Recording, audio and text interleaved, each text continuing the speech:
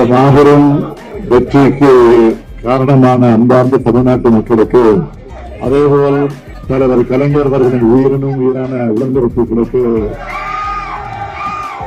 கோடானோடு நன்றியை நான் தெரிவிச்சுக்க விரும்புகிறேன். பாசிசத்தை வீழ்த்தி இந்தியாவை காப்போம் என்ற நோக்கத்தோட பரப்புரை பயணத்தை செஞ்ச திமுக தலைமையிலான இந்தியா கூட்டணி கட்சி தலைவர்களுக்கும், நிர்வாகிகளுக்கும், செயல் வீரர்களுக்கும், தொண்டர்களுக்கும் என்னுடைய நெஞ்சார்ந்த நன்றியை முதல்ல நான் தெரிவிச்சுக்க விரும்புகிறேன்.